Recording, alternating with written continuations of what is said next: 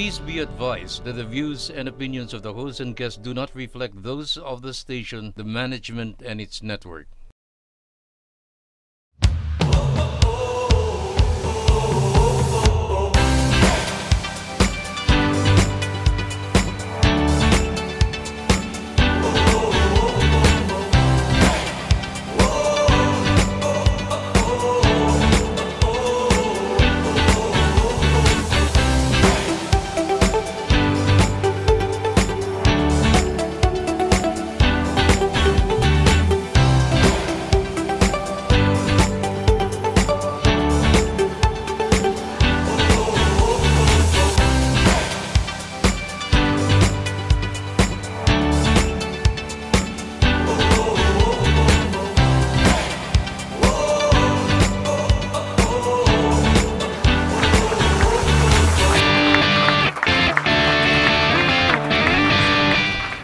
Hello Millennials, I am back and welcome to another fun-filled episode of Millennial TV.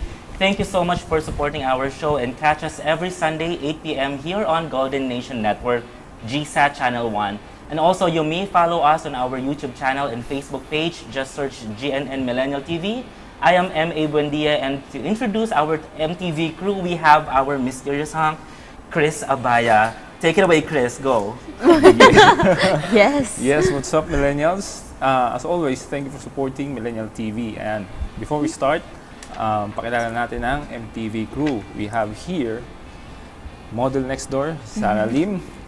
Ayan. And then, si Sweet Sunshine, si Euluvye Polak, si Tripod Sheep, si Joaqui Mendoza. Ayan. And this is Millennial TV, this is our time. Di lang ba na si M.A? Bahala ba si M.A? Kaya nga. Sorry, galing pay attention. Ano, okay lang kasi sanay naman ako na yung ganyan yung treatment sa akin ni Chris. Si ang ating real talk master nakakabalik na naman galing sa biyahe, no? Parang I just love traveling, which parang is every episode may ganap si M.A. Oo, every weekend. Oy, sorry naman for being out of the picture lagi. Pero kasi I just love traveling. I'm supporting the local businesses and tourism. And speaking of traveling, yun yung parang feeling kong ano natin ngayon. Topic. Something na very interesting and relatable sa ating mga ka-millennials. Di ba, Euluvye? Yes, and for today's episode, meron ulit makakasama na guest. And pretty obvious kasi nakita siya kanina when we made our introduction. Our guest for today has a wide experience with sales and marketing and is currently taking her master's degree in hospital management.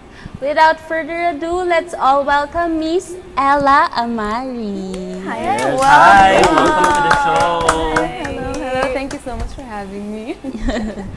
Ayong curious lang ako kasi when she arrived kanina, parang sabi natin, oh, nakaka-intimidate. Yeah. But oh my, she speaks in Tagalog rin pala. Oh, nakaka-intindi ka ng Tagalog. Yes. Okay, hindi dudugo yung ilong natin ngayon.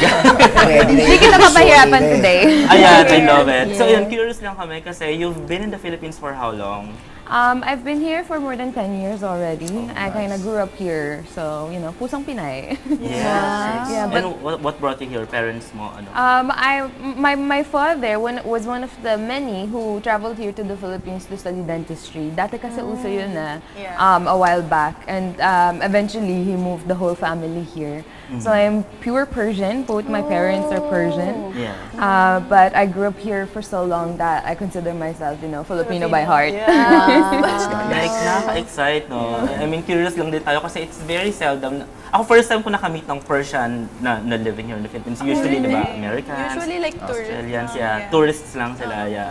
Pero yun nga, curious kami kung, what made you fall in love with the country? I mean, your dad and then you as well. Kasi some people, they just, come here and then leave.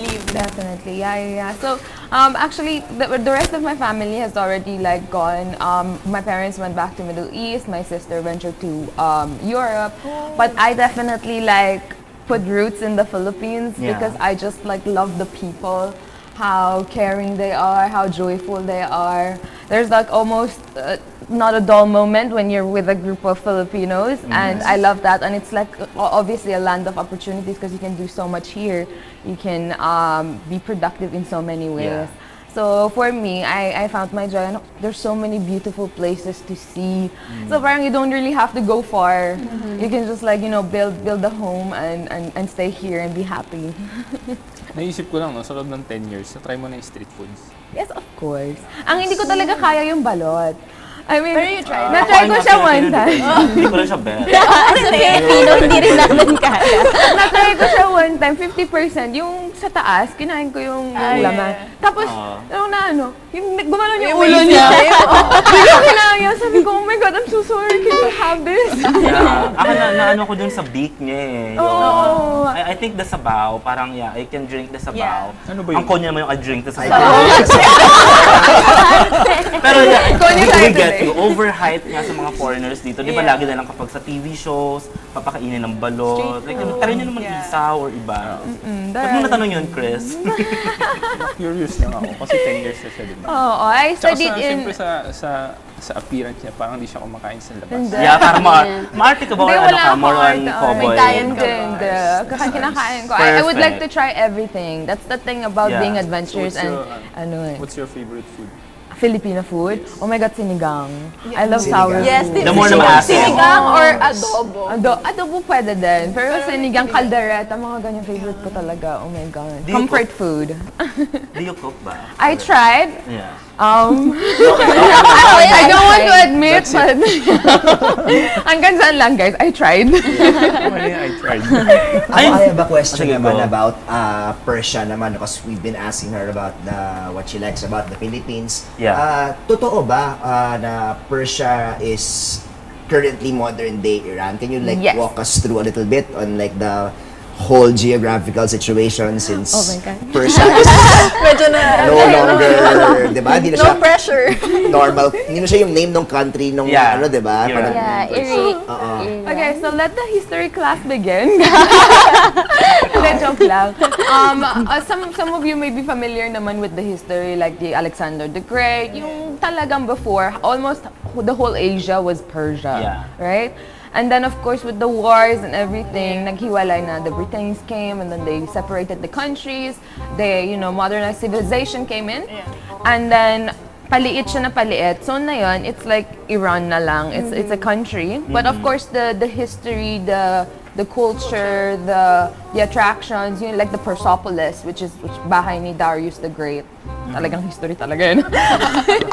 Andun pa rin, Yeah, thanks for sharing that. Pero curious ako may similarities ba ang culture ng Iran and Philippines? Kasi parang feeling natin parang ang layo, no? Food pa lang eh. Yeah, there's some similarities, some differences na rin. Yeah. I guess what I can say when it comes to similarities is yung welcoming ng mga tao. Like, we love hosting, events, yung mga fiesta, mga ganun. So, we have similar things. We do it more privately and more in smaller group. Dito kasi isang barangay. Celebrate. Kami lang. Pero, we definitely have that culture in us that you would like to feed people or kumain ka na ba? Or, pagdating mo pa lang, yes po. So, we definitely have those. And then, like, there are some differences then that I can't really think of right now because at the end of the day we're all just humans and we just we're just trying to be good to each other, so generally we're all good people from different countries. Pero tama yung sinabi niya kanina, no? Parang generally ang Persia, ang Iran, that part of the world is very rich nga in history and for things like mythology. Marami dyan nag-originate doon sa Persian. So kung sana meron tayong mga history and mga mga mythology nerds, no? I think we'll learn a lot in this episode. Ito si Paring Chris, 'di ba? Parang alam natin na siya ang ating resident scripture quoter, no? 'Di ba yung sinasabi nila yung sa Book of Genesis, yung Garden of Eden? 'Di ba sinasabi nila nasa modern day Iran daw 'yon kung mo? Totoo ba 'yon? Hindi ako sure. Allegedly. Pero diba, you've heard of the story story or the myth or the notion. The thing is that like Middle East in general, like if you have the chance to travel to it, it's definitely worth traveling. Like not just Iran or Persia, but like even Turkey or Israel. Like Tel Aviv is beautiful, and like all the beautiful countries around it. Ang grabe yung culture talaga, and you can really see it by traveling, of course. So sana makapunta kayo. Tara. When was the last time? Middle East. You've been there pala. I visited my family back in 2021 November. So it was so fun because in Iran you can actually experience four seasons in like almost a month if you go there the right time. So I was in the south area, which is the Persian Gulf. Tapos nagsuswimming ako, I brought my family to the beach, ganon. Summer. Yeah, pwede talaga, because it's like a desert area of it, right? And then I took a flight, halos same week lang. I went to the north, and there was snow already. Like people were getting ready to ski. Nice snow. So it's like, there's definitely like a lot of, aside from the historical places that you can visit, you can also experience, yung parang magja-Japan ka, tapos cherry blossoms and the coldness. So it's definitely, Middle East has its own set of experience when it comes to that as well. Pag nagta-travel po kayo dyan. It's really nice. I'm curious ako, what do you do here in the Philippines?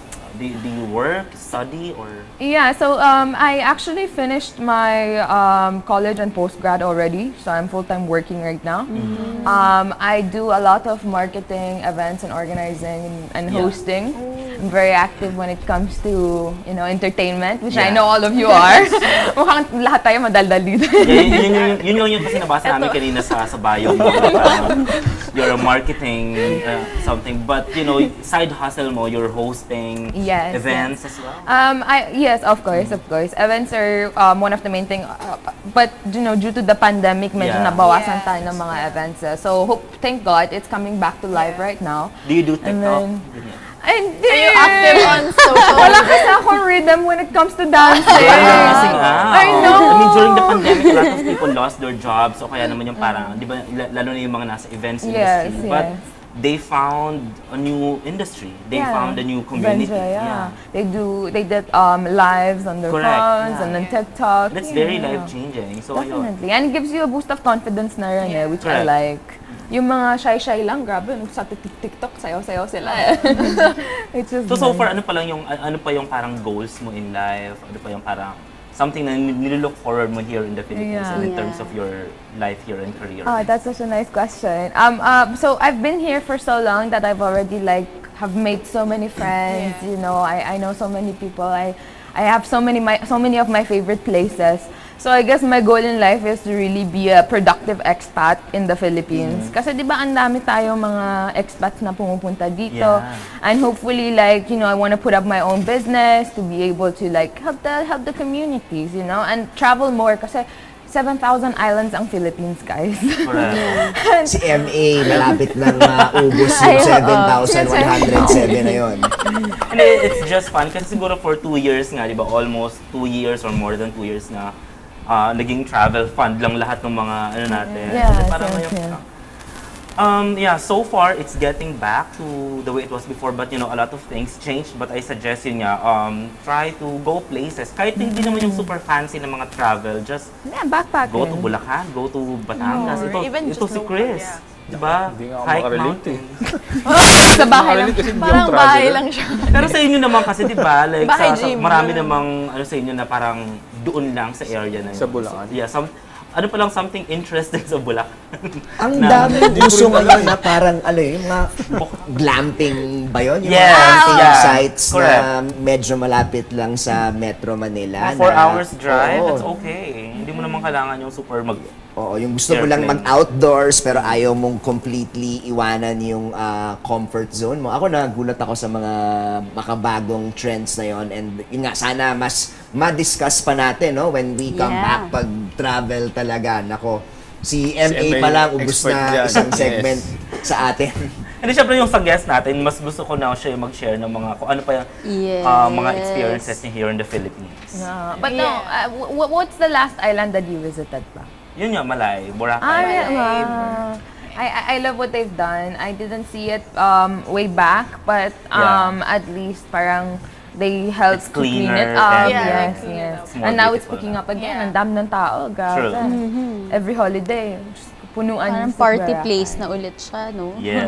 And it's super close, and it's a small island. That's why it's nice to be there, because you can literally walk to every place that you'd like to go. Yeah, anyway, thank you, Miss Elle, for introducing yourself to us and to our televiewers.